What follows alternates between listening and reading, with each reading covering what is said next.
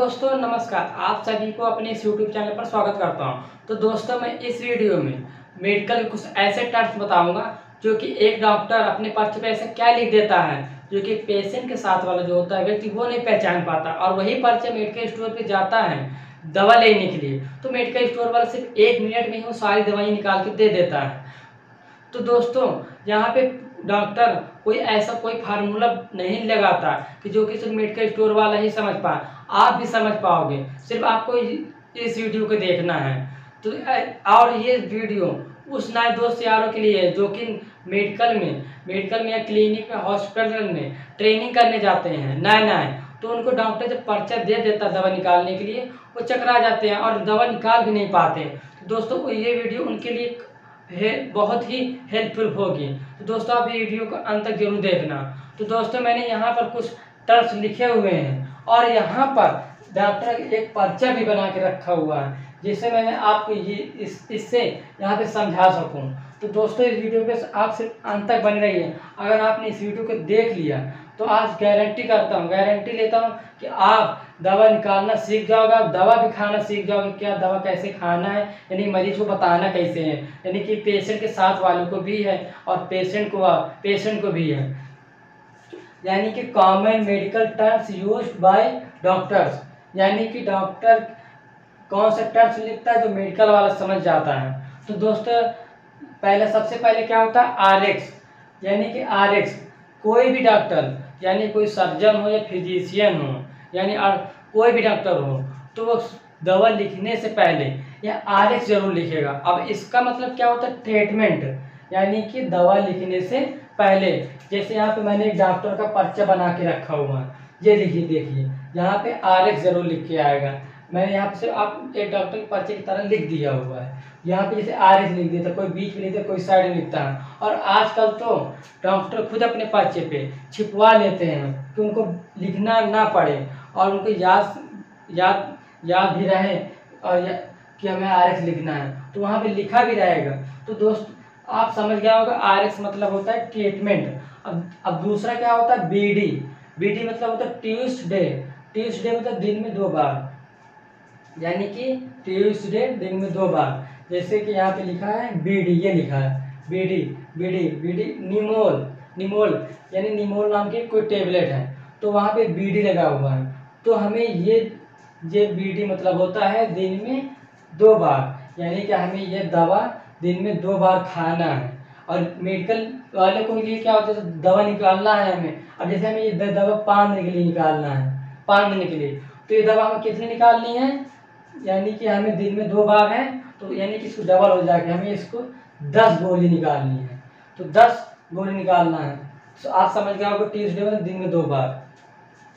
अब ओडी, अगला क्या है ओडी मतलब होता है 1 डे, दिन में 1 बार, यानी कि हमें ये दवा खानी है दिन में सिर्फ 1 बार।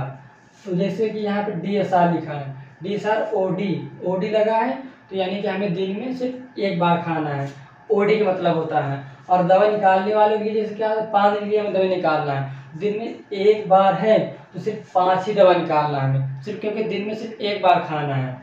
तो दोस्त आगे बढ़ते हैं। अगला क्या है 4 नंबर पे एसी मतलब बिफोर मील्स, खाने से पहले, यानी कि ये दवा हमें खाना खाने से पहले लेनी है। एसी लगा हुआ, अगर कोई डॉक्टर मेडिसिन के बाद में एसी लगा देता है, यानी एसी का मतलब होता है बिफोर मील्स, खाने से पहले, हमें खाना खाने से पहले दवा लेनी है।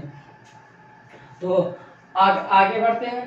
पीसी अब पीसी क्या होता है, पीसी मतलब होता है आफ्टर मील्स, यानी खाना खाने के बाद हमें ये दवा जो लेनी है, हमें खाना खाने के बाद लेनी है, यानी हम खाना खा चुके हैं तब हमें ये दवा लेनी है।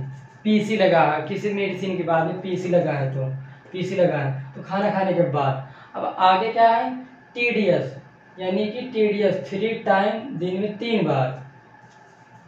जैसे मैंने पीसी को मैंने नहीं समझाया, जैसे पीसी को मैंने समझाया आफ्टर मील्स, यानी कि ये लिखा सिफिक्सिन, यानी कि एसी लगा रहता है, तो यानी कि हमें खाना खाने के बाद लेनी है। और ये क्या टीडीएस 3 टाइम, दिन में 3 बार। तो टीडीएस जैसे लिखा मिप्टाल पोर्ट, यानी कि हमें ये दवा दिन में 3 बार लेनी है। TDS लगा है, अगर TDS लगा किसी मेडिसिन बाद में, तो हमें उस मेडिसिन को दिन में 3 बार लेना है। दोस्तों ये दर्द जो फार्मूला बता रहा हूँ, BDOD AC कोई भी चीज़, तो ये सिर्फ मेडिसिन के लिए नहीं, इंजेक्शन में भी ये लागू होता है।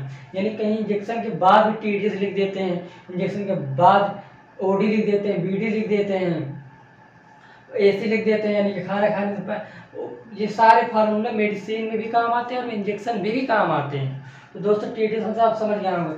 अब SOS का मतलब क्या होता है, यानी कोई डॉक्टर अगर मेडिसिन के बाद में SOS लगा दिया तो इसका मतलब क्या होता है। SOS का मतलब होता है इफ नीडेड मतलब ज़रूरत पड़ने पर, यानी कि जिसे डाइक्लोफिनेक एक इंजेक्शन है, डाइक्लोफिनेक SOS लगा है, तो यानी कि हमें ये दवा ज़रूरत पड़ने पर लेना है। जैसे कहीं भी ऑपरेशन होता है, यानी कि ऑपरेशन के दौरान बाद उस बहुत ज़्यादा दर्द होने लगता है, उनको इंजेक्शन दे भी देते हैं, यानी कि कहीं दे भी देते हैं और फिर उसको और ज़्यादा दर्द होता है, तो फिर वहाँ पे डॉक्टर और लिख देता है, ज़रूरत पड़ने पर फिर और लगाया जा सकता है इंजेक्शन। यानी कोई दवा भी लेके जाता है तो उसको दर्द होता है, घर जाते हैं तो उस दवा तो देते ही देते हैं, बाद में कोई ऐसे कोई इंजेक्शन लिख देते हैं, यानी कोई मेडिसिन लिख देते हैं, उसमें SOS लगा देते हैं, यानी कि आपको अगर ज़्यादा ज़रूरत पड़े तो दवा लेनी है, अन्यथा नहीं लेनी है, तभी वो SOS का प्रयोग किया जाता है।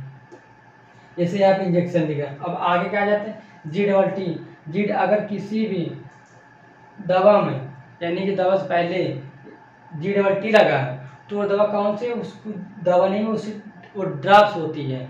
G पहचान होती है ड्रॉप्स। और आगे क्या है, कैप, यानी अगर किसी जैसे ये लगा हुआ है कैप, यानी कि ये कैप लगा है। कैप मतलब क्या होता है, कैप्सूल, यानी कि कैप्सूल होता है, कैप CAP, ये लिख दीजिए कैप, यानी कैप मतलब कैप्सूल। अब ये TAB लगा हुआ है, तो उसका मतलब होता है टैबलेट। जैसे यहाँ लिखा है निमोल नाम की एक टैबलेट है, तो टैबलेट शॉर्टकट में टैबलेट लिख देते हैं। फिर क्या लिखा, अगर SYR लिखा है, SYR लगा तो सिरप होती है।